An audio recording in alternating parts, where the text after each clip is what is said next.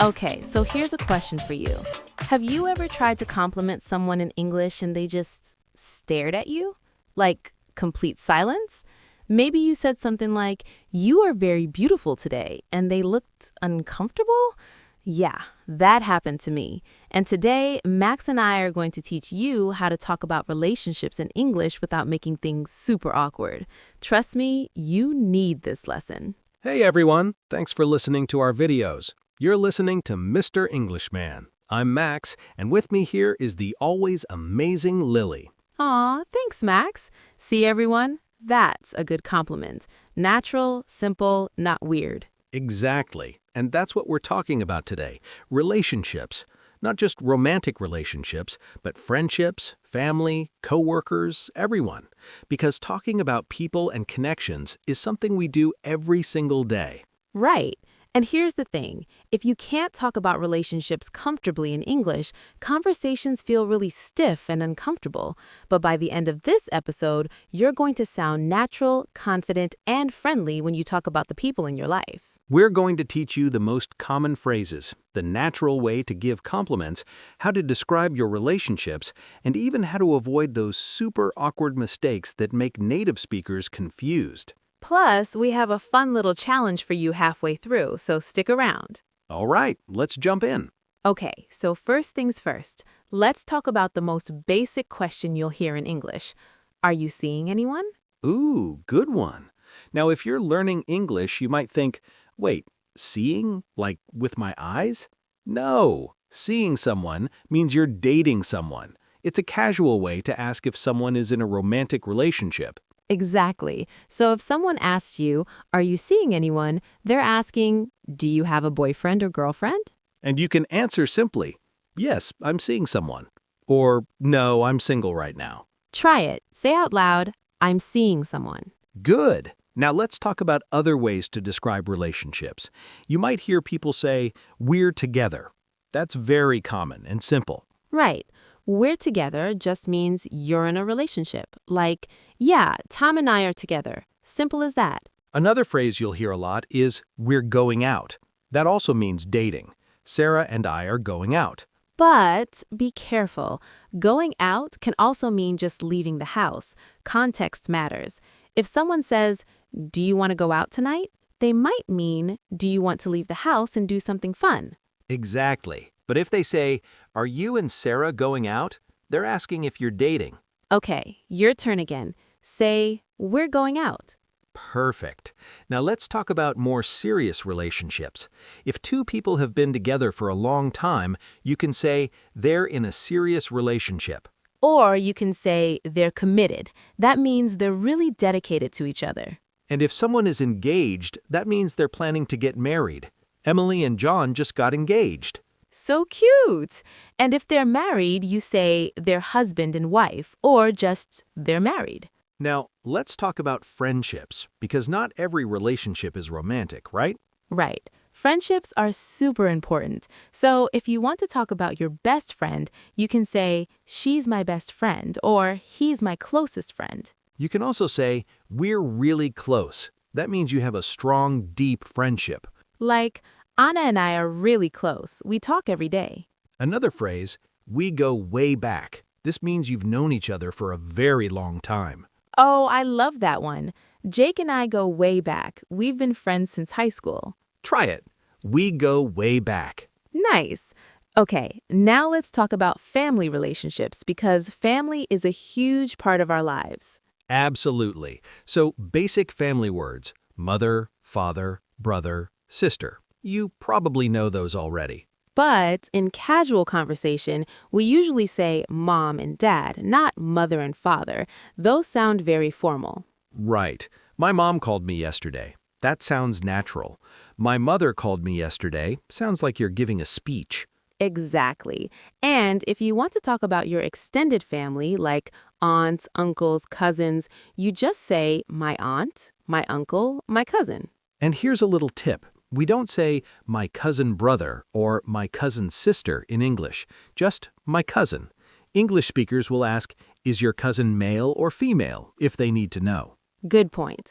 Also, if you're talking about your in-laws, that's your husband or wife's family. You say things like, my mother-in-law, my father-in-law, my brother-in-law. And I know some people find in-laws stressful, but hopefully yours are nice. Ha! Okay, now let's talk about how to give compliments, because this is where a lot of learners make mistakes. Wait, before we go further, most learners make one big mistake when giving compliments in English. Do you know what it is? I'll give you a hint. It has to do with being too direct. Keep listening and we'll tell you exactly what to avoid. All right, so compliments. Compliments are great. They make people feel good. But you have to say them the right way, or they sound strange or even uncomfortable. So here's the mistake. Saying things that are too strong or too personal too early. For example, if you meet someone for the first time and you say, "You are very beautiful today," that can feel too intense.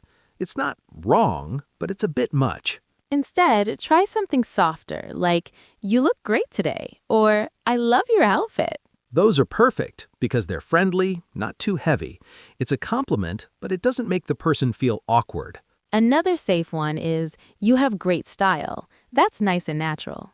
Now, if you want to compliment someone's personality, you can say things like, "You're really funny," or "You're so kind." Or, you're really easy to talk to. That's a great compliment for someone you just met. Try saying this, "You're really easy to talk to." Perfect. Now, if you want to compliment a friend or someone you're close to, you can be a bit more personal. Like, "You always make me laugh," or "I really appreciate you." Aw, those are sweet. And here's another one. You're such a good friend. Simple, but powerful. Now, romantic compliments are a little different. If you're dating someone or you're married, you can say things like, "You look amazing," or "I'm so lucky to have you." Or the classic, you mean the world to me. That's very romantic and heartfelt. But remember, don't say things like that to someone you just met. That would be super weird. Ha, yes. Save the big romantic lines for someone special. Okay, now let's talk about how to describe problems in relationships, because not everything is always perfect, right? Unfortunately, no. So if two people are having problems, you can say they're going through a rough patch. That means they're having some difficulties, but it might get better. You can also say they're not getting along. That means they're arguing or not connecting well. And if the relationship is really bad, you might say they're on the rocks.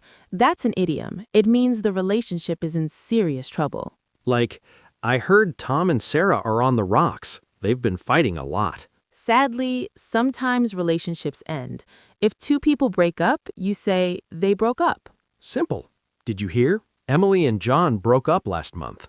And if you want to talk about someone who ended the relationship, you can say she broke up with him or he broke up with her. Now, if the breakup was really sudden or dramatic, people might say they called it quits. That's a casual way to say they ended the relationship. Or they split up. Same meaning. Try it. They broke up. Good. Okay, now let's talk about some fun phrases you'll hear in movies and conversations. Ooh, yes. So if someone is single and looking for a partner, you might hear they're back on the market. It's a funny, casual way to say someone is single again. Ha! Like, Tom's back on the market after his breakup. Another one, they're meant to be. This means two people are perfect for each other, like destiny brought them together. Aw, that's sweet. Sarah and Mike are meant to be. They're so good together. And here's a phrase for when two people are always together. They're joined at the hip.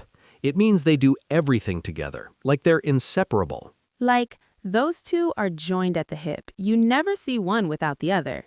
Now, if someone has a crush on someone, that means they like them romantically, but they haven't said anything yet. Right. I think Jake has a crush on Emily. He's always nervous around her.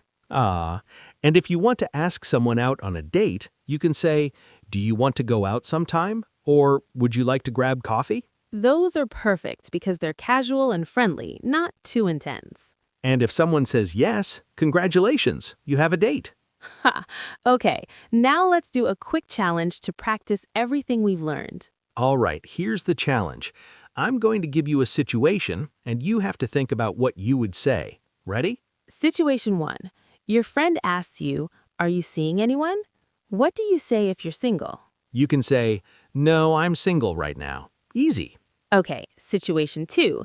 You want to compliment your coworker's new haircut. What do you say? You can say, "I love your haircut. It looks great." Perfect. Situation 3. Your best friend just broke up with their boyfriend. What do you say to comfort them? You can say, "I'm so sorry. I'm here for you if you need anything."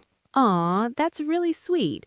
Okay, last one. You want to ask someone out on a date. What do you say? You can say, "Would you like to grab coffee sometime?" Simple, friendly, not too scary. Amazing. See how easy that is when you have the right phrases? Exactly. Now let's do a quick recap of everything we've covered today. Okay, so here are the key takeaways from today's lesson. Number 1, seeing someone means dating. It's a casual, natural way to talk about relationships. Number 2, you can describe relationships with phrases like "we're together," "we're going out," or "we're in a serious relationship."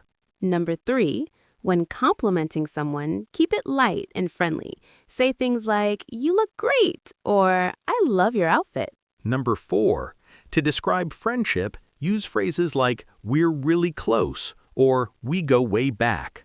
And number 5, if a relationship is having problems, you can say they're going through a rough patch or they're on the rocks. And if it ends, simply say "they broke up."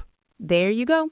5 big ideas that will help you sound natural when talking about relationships in English. And remember, the more you practice these phrases, the more confident you'll feel. So don't just listen, actually use them. Try them with your friends, your language partner, or even by yourself in the mirror.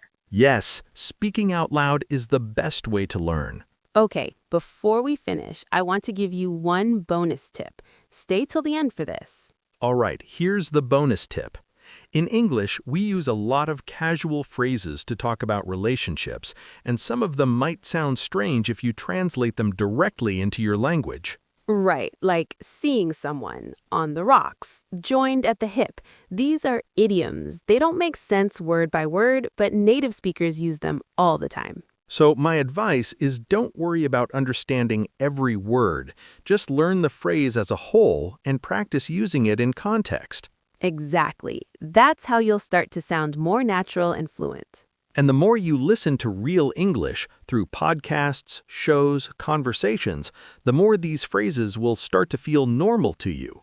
So keep practicing, keep listening, and don't be afraid to make mistakes. That's how we all learn. All right, everyone, that's it for today's lesson.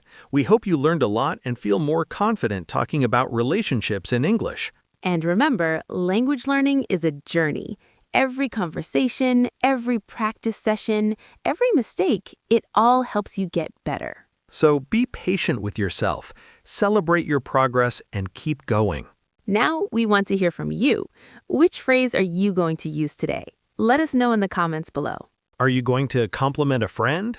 Talk about your relationship? Practice asking someone out? Tell us. And if you enjoyed this episode, don't forget to like, subscribe, and hit that notification bell so you never miss a lesson. Next time, we're going to teach you how to talk about your daily routine in English. And trust me, there are some phrases you definitely need to know. Ooh, yes, you don't want to miss that one. All right, until next time, keep practicing, keep learning, and keep being awesome. See you in the next episode. Bye, everyone. Bye.